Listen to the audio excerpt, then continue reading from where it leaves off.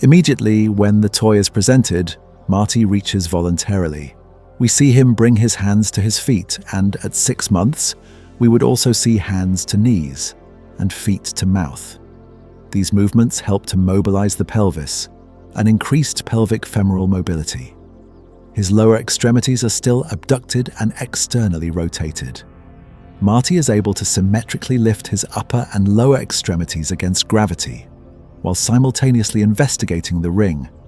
Marty exhibits disassociated upper and lower arm movement as he grasps and explores the toy by turning it over several times in a well-coordinated motion. Owen's ability to hold his head in midline has improved since we last saw him at 4 months. However, he rarely demonstrates anti-gravity movement, and little abdominal activity is evident despite his apparent visual attention. To the toy, improved abdominal activity would provide the core control to allow anti-gravity flexion. Toward midline, Owen's extremities are abducted and externally rotated with occasional hip flexion and extension during kicking movements. Owen's upper extremities are also abducted and externally rotated with movement, primarily on the surface with assistance in positioning his lower extremities and activating his abdominals. Owen is able to briefly maintain his knees up toward his chest, and in midline he is then able to initiate a burst of active abdominal flexion, lifting his pelvis off the surface. However, he is unable to maintain grade or play in this position. As excited this age, Marty visually follows and reaches, then rolls independently and easily through side-lying into prone, initiating the movement with his lower extremities. Both the side-lying posture and the movement through side-lying to prone provide Marty with increased asymmetric tactile input, which is important for eliciting proper head and body righting reactions. Marty chooses not to stay in a side-lying position as he is too interested in play and exploration. Owen's arms rest in a position of passive wide abduction. Owen visually engages with the toy presented, but this visual interest does not translate into our movement, even as the examiner attempts to facilitate rolling from back to side, even when the examiner attempts to entice him with a toy. We see the shoulder extension, preventing rolling forward to his side. Owen's unbalanced neck, shoulder, and back extension prevents forward movement of the head and arm to assist rolling to his side. Here we see Marty Bond extended arms supporting his weight, while turning his head to follow the toy with increased weight. Bearing on extended arms, Marty has developed increased extension down to the lumbar spine and hips. This also brings his lower extremities into a strong, extended position, prone. Pivoting in an attempt to obtain a toy is also seen in this maneuver. Marty demonstrates disassociated movement of both the upper and lower extremities, which aids in right-left stability and control. Increased scapular hurl disassociation is evident in weight bearing and weight shifting. The quick and immediate use of reach and grasp upon presentation of an object allows for many opportunities to improve control and coordination of both the shoulder and hand.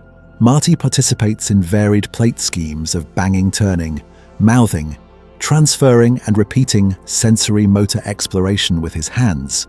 Marty also demonstrates a palmar grasp with increased digital participation, including thumb abduction and extension by 6 months. The prone position is typically chosen for play due to greater head, shoulder, and trunk control. Here we see that Owen is still greatly challenged when prone. He demonstrates lower extremity kicking, but does not possess the stability required for upper extremity play.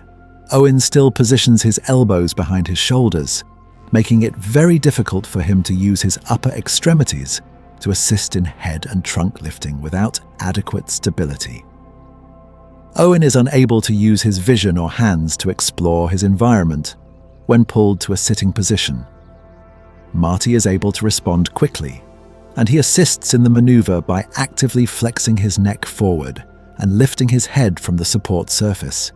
He also uses activity in the upper extremities and abdominals to assist in the pull to sit at 6 months. Marty is able to efficiently assist in the pull to sit and attained this position with good symmetry. Unlike Marty, Owen is only minimally able to assist in the positive, ER, and demonstrates complete head lag until he reaches the upright position. Though we would expect a 6-month-old to assist with upper extremity pulling. We do not see this response present in Owen once upright. He is then able to right his head and hold it in midline briefly before it falls into lateral flexion. Now it's 6 months. Marty has stable head and trunk control with strong extension through the thoracic spine. Marty is able to reach with one arm at a time, as his wide of support gives him greater stability in the lower extremities and freedom of upper extremity movement, with emerging postural control against gravity and sitting. Marty is also able to lean forward reach and then rewrite his trunk over his pelvis to attain the upright sitting position.